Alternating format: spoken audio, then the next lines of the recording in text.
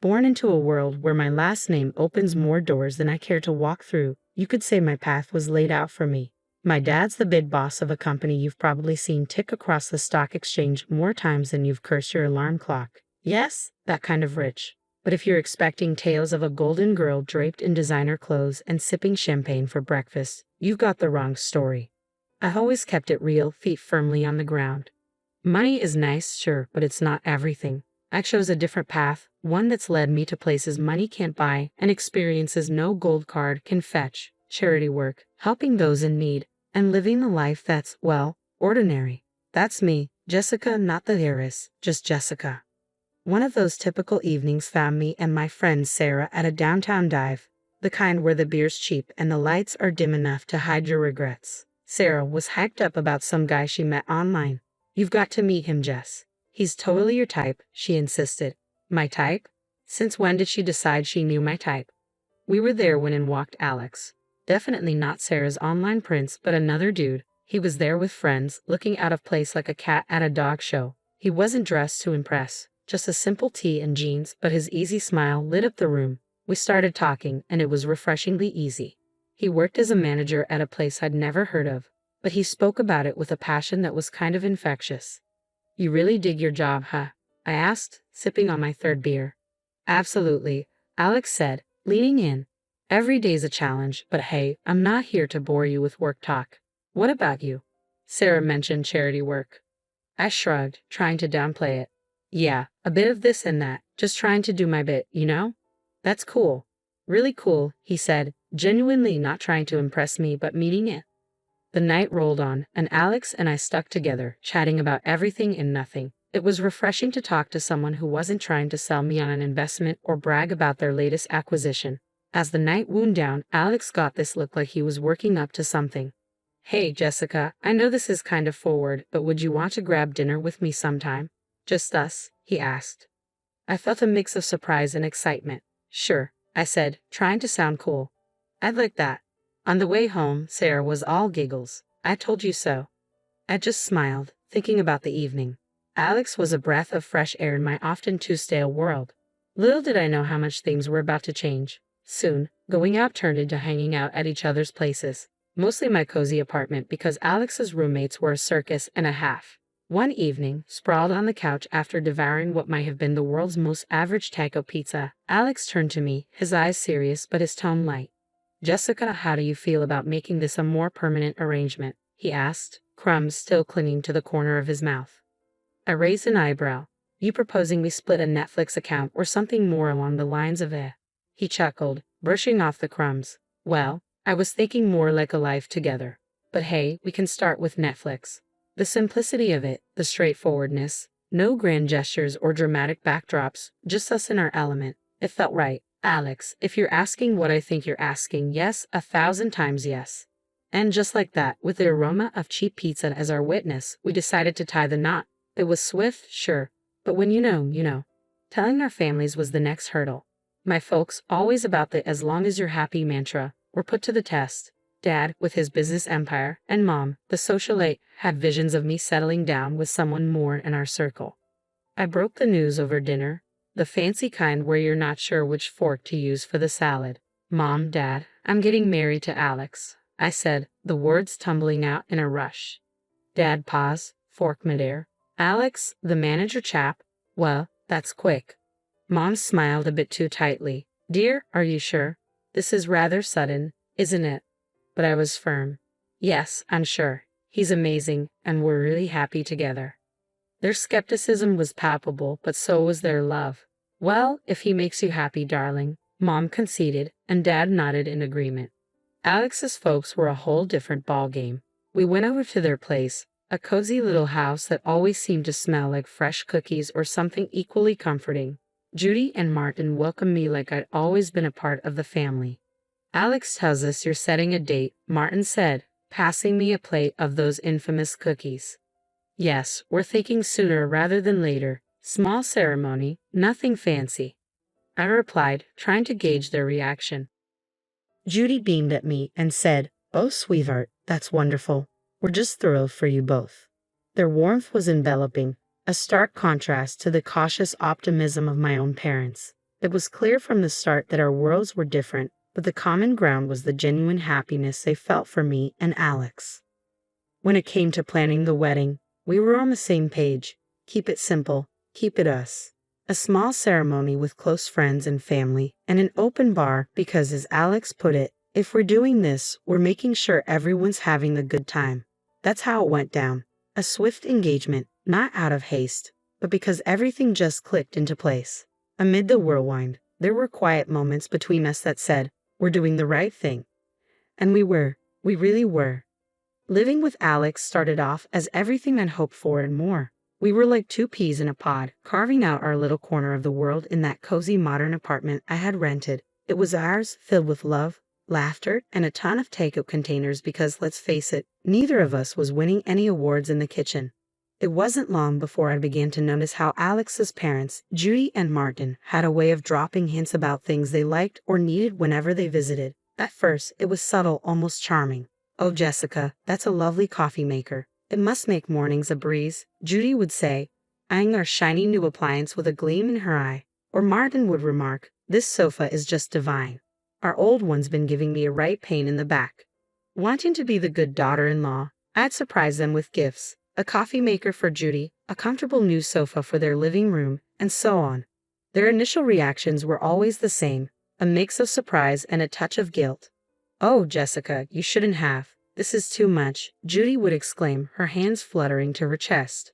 But as humans often do, they quickly adapted. Those initial protests faded, replaced by increasingly bladed hints, like a brick through a window. "Dinner at your folks' place was lovely, dear. Did you see that new TV they have? Crystal clear. Ours is practically ancient," Alex would relay, oblivious to the shift in tone. One evening, after I had splurged on a not-so-small fortune for a fancy new TV for them, Alex and I were curled up on the couch, my head resting in his lap. "They really love the TV, babe. You're amazing, you know that," he said, his fingers running through my hair. I sighed, feeling the weight of their expectations starting to press down on me. "Alex, do they expect us to keep doing this? It's getting a bit much, don't you think?" He paused, his hand halting mid-stroke. "What do you mean? They're just happy, that's all." "Happy or taking advantage?" I pushed back, sitting up to look at him. "It feels like we're their personal shopping service." Alex looked taken aback, his brow furrowing. "They're not like that, Jess. They're just not used to nice things, that's all." "But where does it end, Alex?" I argued, frustration creeping into my voice. "It's like they've got a taste for it now, and they're not looking back." The conversation ended with an uneasy truce, but it was clear we were on different pages. Judy and Martin's gratitude had turned into entitlement, and it was straining our relationship. Straining me. I loved Alex, but I wasn't about to become a bottomless ATM for his parents. When my dad's company hit the skids, it felt like the rug was yanked out from under my feet. That cushy life, poof, gone. And with it, the whole dynamic of our relationship took a nosedive.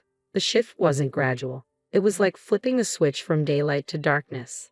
I had to break the news to Alex and his folks, and let me tell you, it was a conversation I'd been dreading.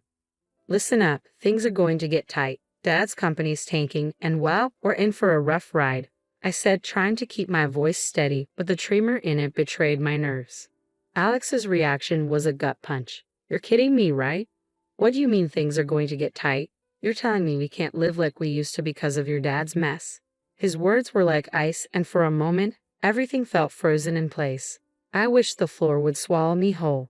Judy and Martin's faces were no better, disappointment barely masked. "This is quite the situation you've put us in, Jessica," Martin said, his tone dripping with reproach. Just like that, the warmth and camaraderie we once shared evaporated, replaced by a cold expectation that I was somehow to blame for my family's financial downturn. Moving in with them was dressed up as a temporary solution, but our once independent life was swapped for a guest room that felt more like a cell in a house where we were clearly seen as a nuisance. The atmosphere was charged with tension, each day a reminder of how I'd somehow failed them.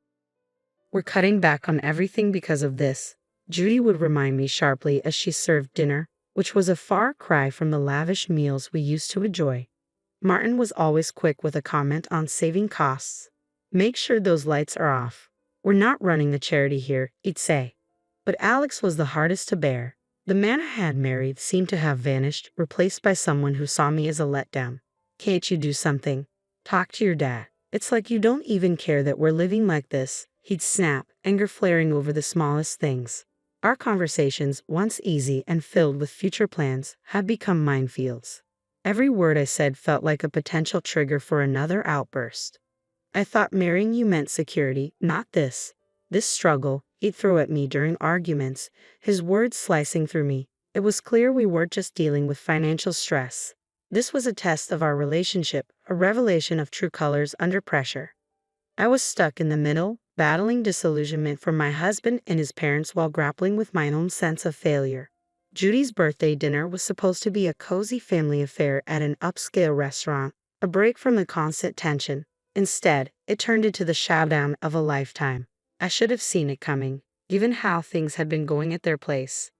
We were all seated, menus in hand, and I was doing my best to keep the peace and blend into the background. That plan was obliterated the moment the orders started flying.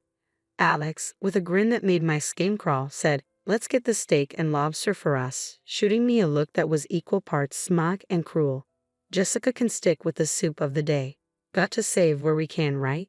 The table erupted in laughter like he'd just delivered the best joke they'd ever heard. Judy chimed in, "Absolutely, can't have Jessica overspending now, can we?" I felt a surge of heat, pure fury, not embarrassment. "Really? Soup? Is this some kind of sick joke?" My voice was sharper than I'd intended. "Oh, come on, Jessica, it's just a bit of fun," Alex said, his smirk still firmly in place. That was when I lost it. Fun. This is your idea of fun. When the chips are down, you just show how petty you really are. I can't believe I fell for your act. The entire restaurant went silent, all eyes on us. I didn't sit back down. Keep your fancy dishes and pathetic jokes. I'm out. I stood up so abruptly that my chair nearly toppled over, the noise echoing and drawing more attention. Alex reached out, trying to play peacemaker. "Jessica, don't. Let's not make this a scene." "A scene? You think I care about making a scene after that stunt? This is about respect, something you clearly have none of." I yanked my arm free and headed for the exit, the weight of their stares heavy on my back. Stepping out into the night felt like breaking out of prison. My phone was blowing up. Alex, no doubt, trying to do damage control. I ignored the buzzing of my phone, my mind made up. I drove back to their place, a storm of emotions brewing inside me. How had things soared so quickly? Alex and I had been a team, or so I thought. That dinner had been a slap in the face, a wake-up call I couldn't ignore. Back at the house, I packed my bags with a speed fueled by frustration. Each folded shirt felt like a reminder of the life I was leaving behind. It wasn't just about leaving a place, it was about walking away from a relationship that had shown its true colors. I turned off my phone, cutting off the barrage of messages. The silence that followed was eerie, but welcome. That night wasn't just the end of a disastrous dinner. It marked the closing of a chapter I had no interest in revisiting. After the chaos of Judy's birthday dinner, I found myself driving to my parents' house. The night was quiet, a stark contrast to the storm raging inside me. By the time I pulled into their driveway, my decision was clear. I needed sanctuary, but more than that, I needed advice, something only my dad could offer. Walking into the house, the familiar surroundings were both comforting and jarring. Mom was asleep, but Dad was in his study, surrounded by papers that seemed less important the moment I walked in. "Jessica, what are you doing here at this hour? Is everything okay?" he asked, standing up with a look of concern. I took a deep breath and let the events of the evening pour out in a flood. I told him about the dinner, about Alex and his parents, and how I felt reduced to nothing more than a source of income for them. Dad listened in silence, his expression hardening with every word. When I finished, he sighed, a sound heavy with years of experience and a hint of sorrow. "Jessica, I saw this coming. I just hoped I was wrong," he said, his voice steady but filled with empathy. "How could I have been so blind, Dad? I thought Alex and I were different," I said, feeling the weight of my naivety. He walked over and put an arm around my shoulders. "You wanted to see the best in him, in them. There's no fault in that. But people show their true colors in tough times. It's a hard lesson, but an important one." I nodded, letting the reality of Dad's words sink in. "But what do I do now?" I asked. "I can't go back there." "You'll stay here for now," he said, his confidence a steadying force for my frayed nerves. "As for the rest, we'll figure it out together." Then he dropped a bombshell that took me by surprise. You know, the company situation isn't as dire as it seems. We're actually on the verge of a breakthrough. It was all a strategic move to weed out the opportunists. I stared at him, stunned. So you mean to say we're not broke? He chuckled, a sound that was part relief, part amusement. Far from it. But it was crucial to see who would stick around when times got tough. Unfortunately, Alex and his family revealed their true colors. The revelation was overwhelming. My anger toward Alex and his parents was now tinged with a sense of vindication. They had shown their true motives, freeing me from a future of manipulation and deceit.